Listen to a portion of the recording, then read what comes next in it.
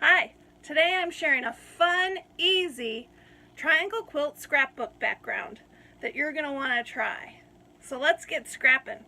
I'm Emilee and welcome back to Emilee's Paper Caper, where you'll find inspiration to scrap your stash. So let's talk about some triangles, shall we?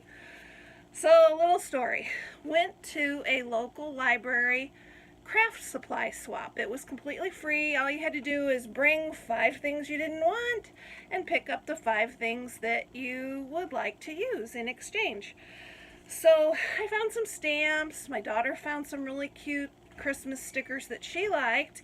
And there was also this big school box of triangles. And I just had to have them.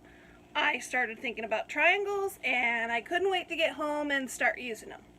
Now I know that I'll use some of these for matting photos or to decorate corners of scrapbook pages, but I also started Googling and thinking maybe I can find a cool quilt pattern that would be easy to make a scrapbook page background with. So I found one and decided to give it a try. So take a look at this. Here's a quick sneak peek of the finished layout so you'll know where we're going. To get started, you need to cut 6 3-inch by 3-inch double-sided squares. Then you need to cut those in half and cut those halves in half. So cutting in half, and then those halves get cut in half, and you'll end up with 24 smaller triangles. Okay, so I always start with my photo, as you know, and this one is a special photo of my mom on her new front porch. So I wanted to do something unique and decided to take some extra time to make this quilt background. So in order for things to come out right, not only did I have to cut those triangles out like I just showed you, but I also needed to make a grid on the page.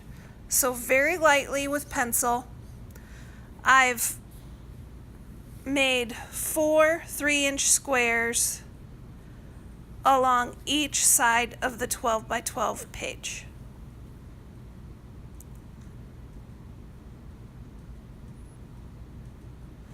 This really isn't difficult, it just takes some time. And once those pencil lines are in place, I could start placing the 24 triangles. And the design is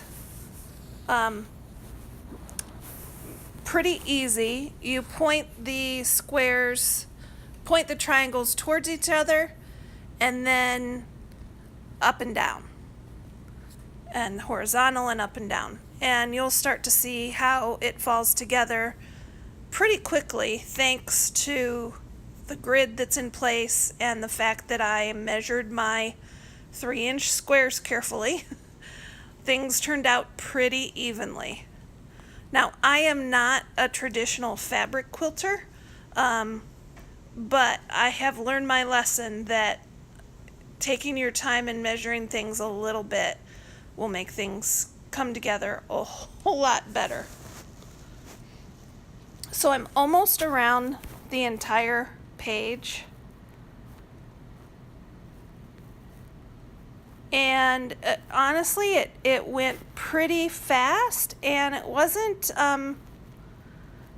as bad as I thought. I have an aversion to spending too much time measuring, so this is a little bit different style than I usually do, but honestly, I think I'm going to be looking for more triangle quilt patterns to try. I went ahead and erased the lines. They were very light, and I selected some complementary doilies to, help bring the focus on my photo. It's the other thing that's different about this page for me. I usually use more than one photo on a page, but this was a special photo, and I thought it deserved a page of its own. So I've found some old letter stickers that are a little bit smaller, and I'm putting the title, I just decided on Home Sweet Home. It's going to go on a smaller white doily.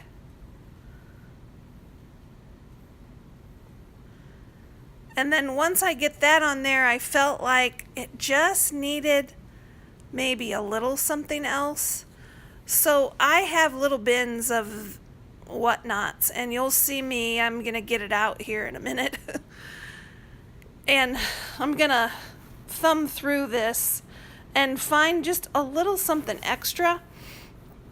I end up selecting, this is just a bin of tags and little extra punches and things that were just left over that I just kind of keep on hand, and I ended up picking 3 little hearts to add to the Home Sweet Home title.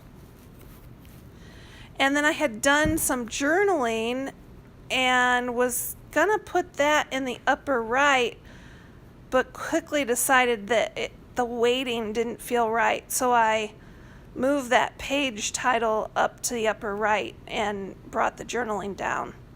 And I really feel pretty good about this. I like how this looks.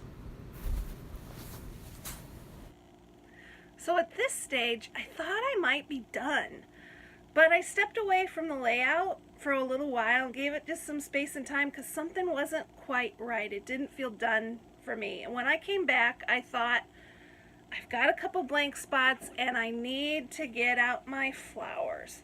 So I have this handy box. I just have all my flowers stashed in it. And well, take a look. You'll see how I picked out exactly what I needed to finish this layout out. So here I am with my school box full of flowers.